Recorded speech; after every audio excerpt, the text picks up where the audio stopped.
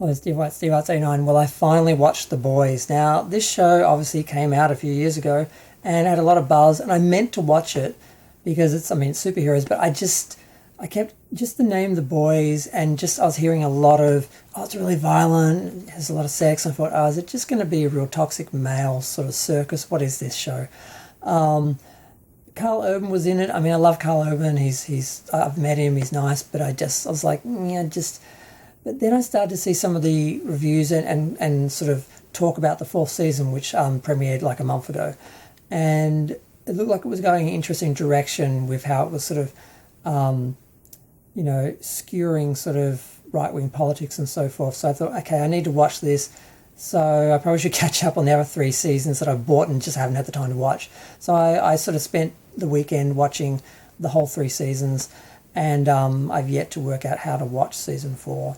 But at least I can watch the videos about it, and I'll have some clue what they're talking about, because I just could watch the reviews because they looked interesting, but I'm like, there's 3 years of show before these episodes. I won't have any idea what they're talking about. But this is a world where superheroes seem to just be part of the reality there. That just there are people that are born special that have superpowers, and it's something that we've known for decades. And unfortunately, they've been corporatized and monetized, and it's that sort of nightmarish idea of what would happen if someone with superpowers was corrupted, and how corporations deal with them. And it's kind of disturbing.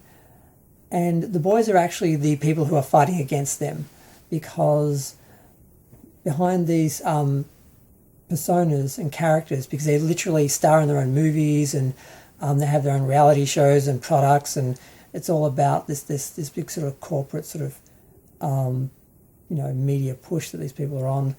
And some of these people are absolutely, well, they're not who they portray themselves to be. Some of them are just regular sort of flawed humans with superpowers, and other ones, like the Homelander, are just plain evil.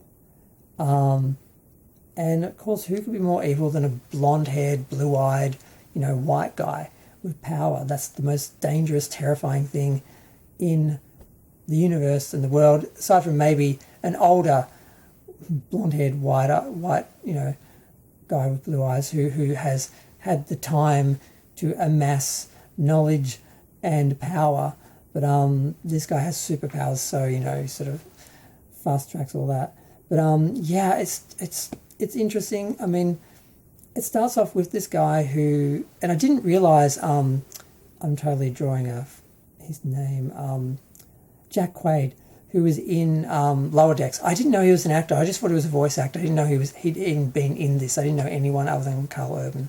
But his girlfriend gets killed by their equivalent of the Flash.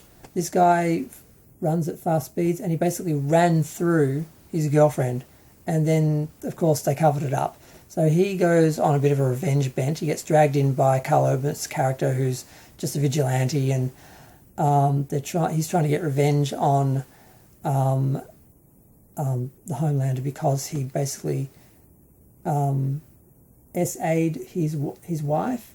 And that gets more complicated when you realise actually she had a child to him, didn't die, and was just in hiding. But spoilers. The first season, I can't really even talk about it separately, can I? I've already gone in too far. But it's really, really interesting and horrifying the way you see power, ultimate power, being corrupted ultimately. It's just what you would imagine would happen if Donald Trump, got into the presidency again and had superpowers, and was young enough to live for long enough to really, really ruin the world. Because frankly, even if Trump gets back in, he's not going to be there that long before he, is too old to, cause any damage. But they definitely get into that side of things, and I guess sort of the other sort of main protagonist really of the series is this blonde girl from the country. I can't remember her character now. Is it Stargirl? God, I can't remember. She basically joins the Seven. There's like these 7 sort of main sort of superheroes who are sort of the focus of the whole sort of franchise. And she comes in new, just at the same time someone else disappears, and we sort of see through her eyes, what it really is compared to the sort of image that they show. And yeah, it's just, it's too complicated to go into. I don't do individual seasons, but it's a great show. It's amazing. It's disturbing. It's scary. It's dark. But it's well acted, well produced. Everything is done really amazingly. And yeah, I mean, I love superheroes. Superman is my favorite superhero, and a lot of people don't like him because he's too pure. And what do you do with someone who doesn't kill anyone and is peaceful and has godlike powers? And like, well, this is the opposite of, they basically went the opposite way to explore the opposite side of that sort of coin. And it's interesting to see, because it's something that the comic book industry has just gone dark in the last 20 years or so, and they seem to have an issue with actual superheroes being super or being heroic, and the idea of having to bring them down to our level and make them flawed and dark and everything, I find it ultimately unfulfilling and uninteresting. So I lost interest in comics after, well, the 90s.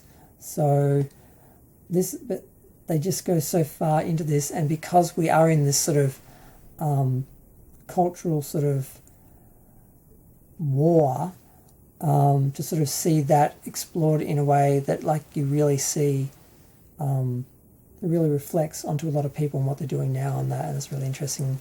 And I can't really go more into it without doing separate seasons. So I'm just going to leave it here. Feel free to share, like, comment, subscribe. Let me know what you think. I'm glad I finally saw it. Like I said, I was really surprised at how hard they went on the political side of things. And I thought it was just going to be more sort of silly sort of superhero antics, but with sort of like an R rating. That's what I thought this series was. I didn't realise they were going to go full culture war politics on it. And I'm surprised that it's gone over as well as it has with the Chuds. I think it's because at first they didn't realise it was a satire.